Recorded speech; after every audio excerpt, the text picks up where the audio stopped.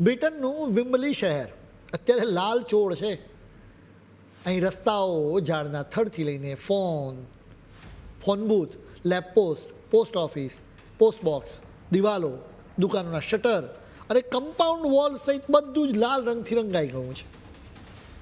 આપણે ત્યાં જયપુર ગુલાબી શહેર છે.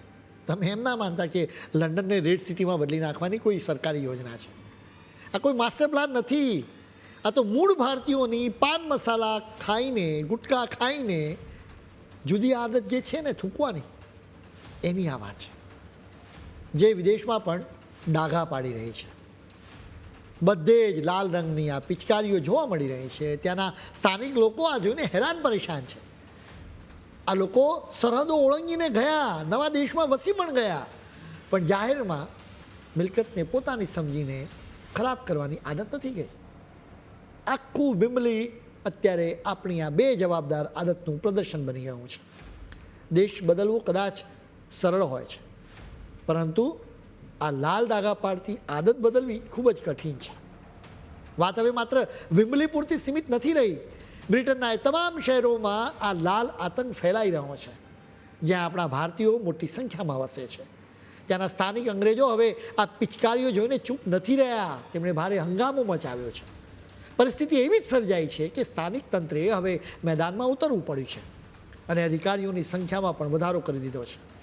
માત્ર શિખામણથી કામ નથી ચાલી રહ્યું, એટલે હવે ખિસ્સા ખાલી કરવાની તૈયારીઓ પણ રાખવી પડશે. ગમે ત્યાં થૂંકનારાઓ માટે દંડની રકમ વધારી દેવામાં આવી છે. વિમ્બલીમાં સીધો 100 પાઉન્ડ એટલે કે અંદાજિત 12,700 રૂપિયાનો દંડ કરવામાં આવ્યો છે. લિસ્ટેસ્ટરમાં તો આ દંડ 150 પાઉન્ડ સુધી પહોંચી ગયો છે. વિચાર કરો, એક નાનકડી પિચકારીની કિંમત હજારો રૂપિયામાં ચૂકવવી પડી રહી છે. સ્થાનિક લોકો, અધિકારીઓ અને કર્મચારીઓની હાલત તો જુઓ. બિચારો આજે સાફ કરે અને બીજા દિવસે ફરી ત્યાં લાલ ચિત્રામણ તૈયાર જ હોય. કાઉન્સિલ આ લાલ ડાઘા સાફ કરવા માટે કોન્ટ્રાક્ટરને વર્ષે 30,000 પાઉન્ડ આપે છે. આ કોન્ટ્રાક્ટર્સ બીજું કંઈ નહીં પરંતુ જેટ સ્પ્રેનો ઉપયોગ કરે છે. પણ અફસોસ કે આટલા મોંઘા સ્પ્રે પછી પણ જિદ્દી ડાઘા તો પોતાની જગ્યા છોડવા તૈયાર નથી. આખા બ્રિટનમાં જ્યાં જ્યાં ભારતીયોનો વસવાટ છે, ત્યાં ગેરકાયદે રીતે પાન મસાલા અને ગુટખાનું વેચાણ ધમધમી રહ્યું છે. સૌથી મોટી મજાક તો જુઓ, આ લોકો અહીં આવ્યા હતા સારી જિંદગી જીવવા માટે, ચોખ્ખાઈ અને શાનદાર લાઈફસ્ટાઈલ માણવા માટે, પરંતુ અહીં આવીને અનેક લોકોએ એ જ જૂની અને ગંદી આદતોને ચાલુ રાખી છે. જે સિસ્ટમથી કંટાળીને દેશ છોડ્યો હતો, એ જ ગંદકી હવે વિદેશની ધરતી પર તેઓ ફેલાવી રહ્યા છે.